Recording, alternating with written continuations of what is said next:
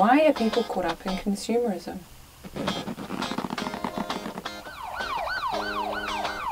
Why do we constantly need to buy?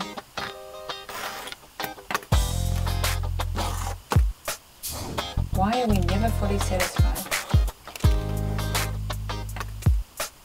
Why, if we do feel satisfied, does it disappear so quickly?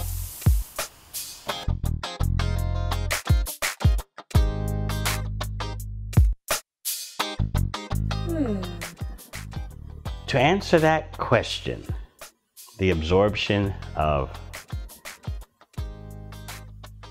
the privileged persons in the contemporary world. Why are they absorbed in consumerism? And even those who are in the second and third world, they aspire to be caught up in consumerism. Why? We have to look at the weakness of a human being today. You see, as Krishna explains in Bhagavad-gita, when we identify with the body and mind as the self, we're in a very vulnerable predicament. It's like when you have a low immune system, you can very easily catch major diseases. There's nothing innocent about misidentifying the body and mind as the self. It's the greatest mistake. It's the foundational mistake. Once you make this great error, you're left wide open for all kinds of complications, problems, intricacies in your sojourn through material existence. Consumerism is a disease. It's a contagious disease, and it attacks weak immune systems. What I'd like you to consider is that by considering yourself to be matter, or by having a very fuzzy, nebulous, namby-pamby understanding of your spirituality, you're left wide open for this disease to lodge in. Because people have no clear understanding of their identity, and many of them don't even think it's important. Look, in other words, look, we can get on with life without understanding what the self is. It's not necessary to know these things in order to function in the so-called real world. Funny that such a scene is called the real world. But in any case, people have convinced themselves, de facto, that it's not necessary to understand clearly and precisely your identity in order to have a go at life. Indeed, in order to enjoy in life. Lacking a clear conception of what is the self. Lacking a clear laboratory grasp of what is the self. It's natural that persons will be victimized. And that's exactly what's going on today. The so-called masses are easily swayed, bewildered, duped, because they're in the wrong consciousness. That's why they're easily misled. They don't have any strong standing or strong foundation. And therefore they're easily blown away by the various fads and fashions of consumerism. They're easily manipulated into thinking they're going to be happy in that way.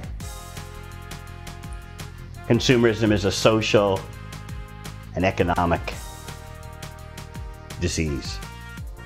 And because the immune system is weak, owing to lack of a spiritual understanding, people easily become victimized.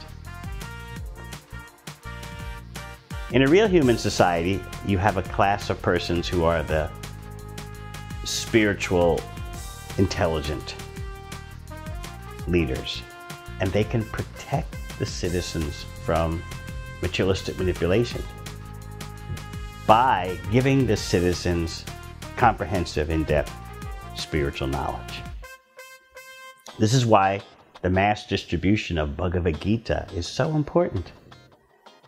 Because Bhagavad-gita, the prime yoga text, and certainly the prime Bhakti yoga text, gives you insight into what is the self, what is the supreme self, and the relationship between the two.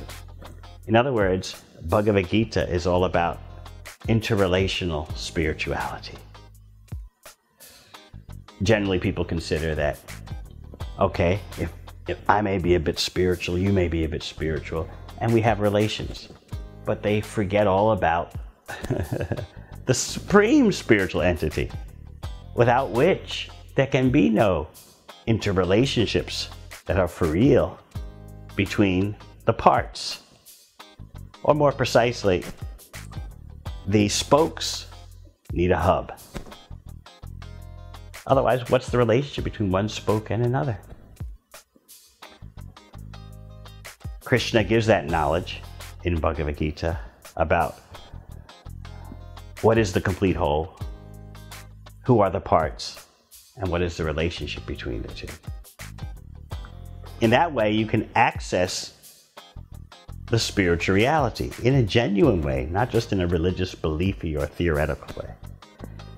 This access to the spiritual reality is the cure for all material illusions. Otherwise, on the material platform, there is no solution.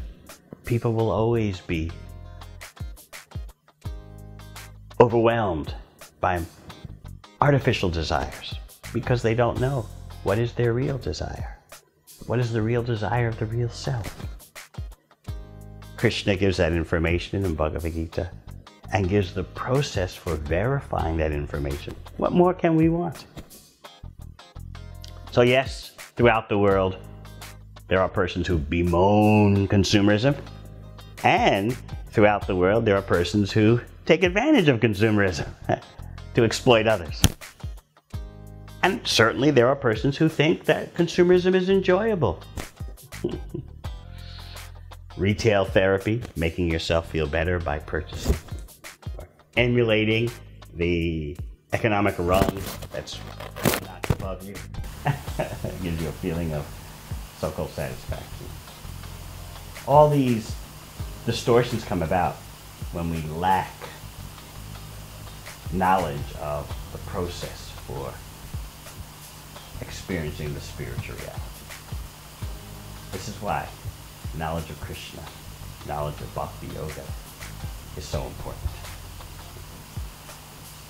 Let's move away from belief, spiritual theory, and speculation.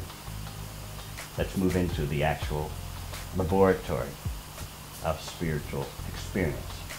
If at all, we'll take the time to become qualified. Thank you.